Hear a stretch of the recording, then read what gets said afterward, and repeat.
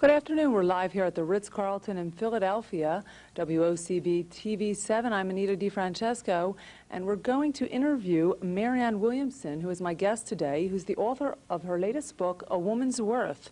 She'll be in Philadelphia tonight at Borders signing these books, and we're going to talk to Marianne about the book and what inspired her to write this book about women. Good afternoon, Marianne. Hi, how are you? Okay. Tell me a little bit about the book. How did you come up with this title, A Woman's Worth? What is it about? I wanted to talk about a woman's genuine worth as opposed to what the society tells us our value is. So many times, because of our cultural conditioning, we think that our value is determined by our bodies, particularly how our bodies look, the age of our bodies, so many things that have to do with our external selves.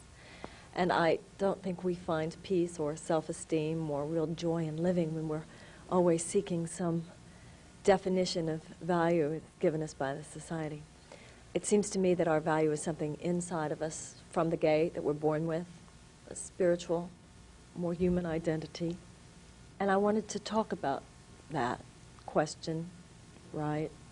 So that's what the book is about. It's about a woman's inner life, our feelings, who we are. Not just, there's so much talk in the society about what we're supposed to do, the role of women. But I think before we can get clear and meaningful answers about what we're supposed to do now, we have to be clear inside ourselves about who we are. So those are the questions I wanted to look into. And how does a woman get to that point in her life of, getting to know who she is a little bit better? I mean, we can read your book and find out information about that, but how do we actually get to that point in our own self? Well, I think we're always in process. We're in process till the day we die, and probably beyond that also. So I don't think it's that any one book or any one path gives you the answer, and after that you're totally clear who you are, because we're always evolving.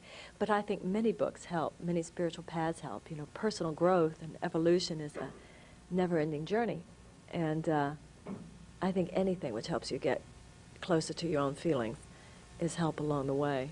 I think it's a masculine mode of consciousness which makes us look for intellectual answers, and it's a feminine mode of consciousness which just seeks an experience of deeper peace and joy in who we are, permission for us to be as passionate as we are by nature, to be as intuitive and to honor our intuition, to honor our capacity to feel. I think these are our greatest strengths: the passion, the feeling, the intuition, the knowingness, the nonlinear modes of feeling, the poetry that's as important as intellect. So in a society which honors and I think overestimates the value of masculine modes, technology, science, analysis, intellect, sometimes we don't give ourselves permission to celebrate what I think are our greatest strengths. So I think that's underway. I think that's a major uprising in women today, and in men too, in the whole society, as we begin to realize there's an imbalance in consciousness and an imbalance in a society when we go all in one direction and we leave out something as important as our spiritual and poetic being. So how does this relate to the role of women with men or with children in society? Well, I think it's very important with men, because I think in the last 2 or 3 decades we've been somewhat confused about what liberation is, and for a lot of us we started to think that liberation meant that we were liberated to go basically be like men in order to compete in a, quote, man's world. So I think now, just like with the men's movement, there's a feeling in the air, okay, it's great that we got in touch with our feminine side, men are saying, but they also want to feel essentially masculine. Would you say that has anything to do with the gay, would that have any role to play with gay men? Well, I think everything's connected to everything, but I think that not particularly. Okay. I think that everybody's going through a retrieval of their most essential self these days, whether it's gay or straight, men or women. And I think that what's happening with women in this sense is very parallel to the men's movement. It's great that we've developed a more masculine and assertive way of being, but we want to retrieve something essentially feminine as well. So in the book, this tells us about, are we trying to recognize that side of a woman that really hasn't come to surface in society, or? Yes, exactly. But the reason she hasn't come to surface in society is because she's not honored here. She's not cherished here. This is a patriarchal system.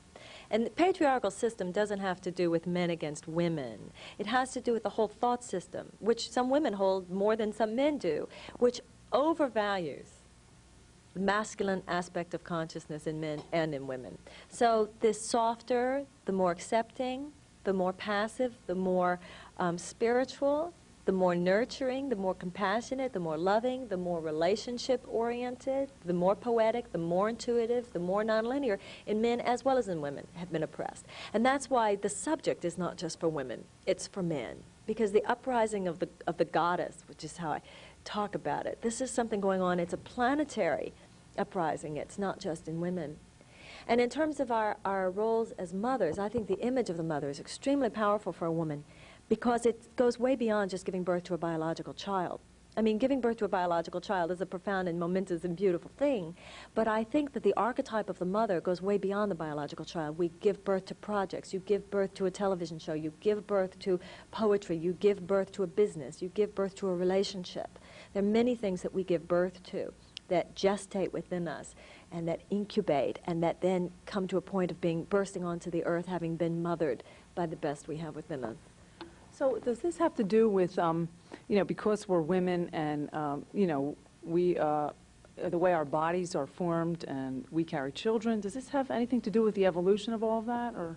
Well, I think that our biology does in many ways demonstrate, illustrate, and portray the psychic processes that we go through, but at the same time, although men don't mother children biologically, I believe that they have the feminine side of them just as we do. I think a man can nurture a child and take care of a child and love a child just as effectively as you and I can do math and science. You know, and I think the full human allows all those things. That's interesting. Do you want to talk about any specific chapter in the book that that is one of the highlights? I was reading something about obsession and passions in here. Something about the difference between. Oh. Probably, yes, obsession and passion. I think when women are our most passionate selves, I think often society makes us wrong, especially today, saying, oh, stop, you're just obsessing. Like the part in the book I say, you know, if Aretha Franklin sings about love from the bottom of her gut, we call her a genius. But if you and I talk about love from the bottom of our gut, they call us codependent and tell us we shouldn't be so obsessed. So that's just another make wrong of a woman's passionate feeling, a current, pseudo-hip one. But it's just another making us wrong, example of making us wrong for feeling what we feel. So we're able to express it in the ways that we do it, and it's not viewed in society that way. Well, society is afraid of ecstatic women. So, ecstatic women cannot be controlled. You know, when a woman has a lot of emotion and a lot of feeling, this is a threat to the status quo. A man having a lot of feeling and it being okay is also a threat to the status quo. So ecstatic women throughout history have not been your most popular items. And that's why we have to understand, I believe, that real women's liberation is not just an issue of our needing more permission legislatively, legally, in the society to work and make money. That's important. I'm not saying that's not important. But the real vanguard of the issue for female liberation, feminine liberation, is psychological and emotional. For us to be able to feel that not only do we have the legal right to speak up, but we can speak up without being considered unfeminine, without being considered ball breakers, without men that we want finding us less attractive if we do, without our emotion being labeled as rage, being labeled as anger, just because we let it out and said it the way we saw it. So these are the issues where we have to see that the game is really going on. Do you think that women are, do you think that women in general are more emotional than men? See, I feel this way about women, that we're not codependents, but due to the fact that a woman carries a child, she is being codependent by a birth for 9 months in her body.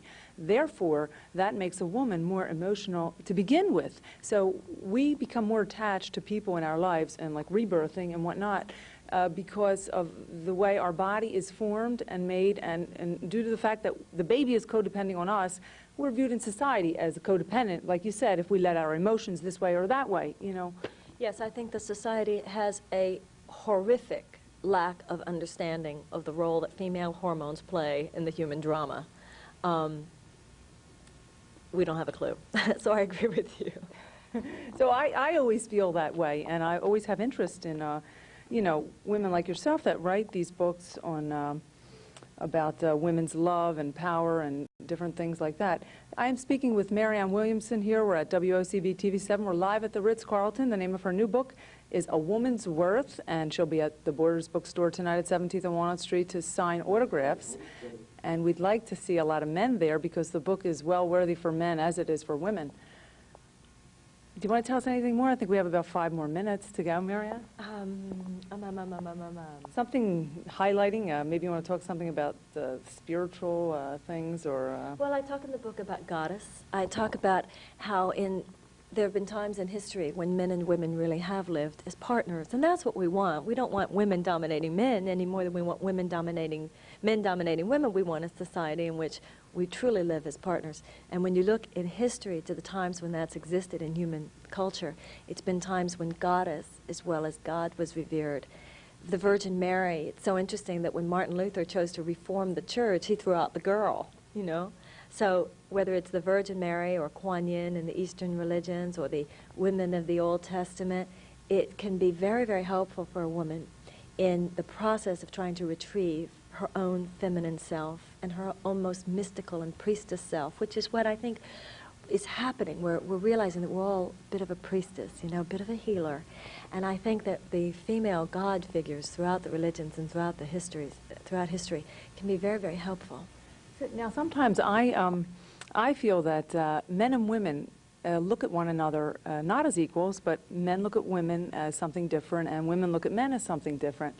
And I always say that when are we going to get the respect, not respect respect in another sense for our being, that we are we're all the same. I think we need to learn to look at each other the same, and I also think that. That is where the problem comes in, because a woman more is like a double person, and I really have to think that it has a lot to do with us, you know, nurturing a child, carrying a baby, that we're almost like 2 people, and that's why we need that extra sense of, I don't know if you say respect or whatever, or the extra sense of identity about us. And I think that what women and men need to do is look at each other like we're all one, and that's where the problems are created, you know? Well, I agree with what you're saying. I think that at the ultimate level of spiritual understanding, we do recognize that none of us are different because all of us are one. And on the earth plane, all of us would be better off if we have much greater respect and much greater honor for mothers and for women as mothers. I think that's one of the issues that women, even women who consider themselves feminists, very much need to deal with, is that we must return to a tremendous respect for the woman who carries a child and for the woman who raises a child. And I also believe that as a society, we must all consider ourselves the parental generation. If you're an adult, a conscious participation in planetary life means that you in your heart and mind take responsibility for all of the children, whether you are a biological parent or not. And until we understand that, there's no healing possible for any society. So the men have to understand us a little bit more as far as that's concerned, I would think. But I think we have to understand ourselves a whole lot more, and we have to support each other a whole lot more. I really believe that when it comes to the oppression of women, it's not just about what men do to women, it's about what women do to ourselves, and it's very much about what women do to each other. When we begin to support each other, every time we see another woman living a passionate life, going for a passionate life, going for her true feelings, going for her desires, and living it from the fullness within herself, if every woman says, it is my responsibility to support my sister in that, because we must understand that none of us are going to be safe in that space until all of us are safe in that space. One woman's success doesn't take away from your success. It actually liberates the area. You know, it's like a soldier getting there first and making it free. So that's a big issue for women in our own awareness, is how important we are to each other. Okay, I guess we'll wrap it up. Men, if you're interested in knowing about the true woman beside the one woman, there's more to us. There's a book here by Marianne Williamson. It's called A Woman's Worth, and it's very good. So pick it up tonight at Borders. She'll be there. She'll be signing autographs. And I thank you very much for stopping in, Marianne. Thank you very much for having me.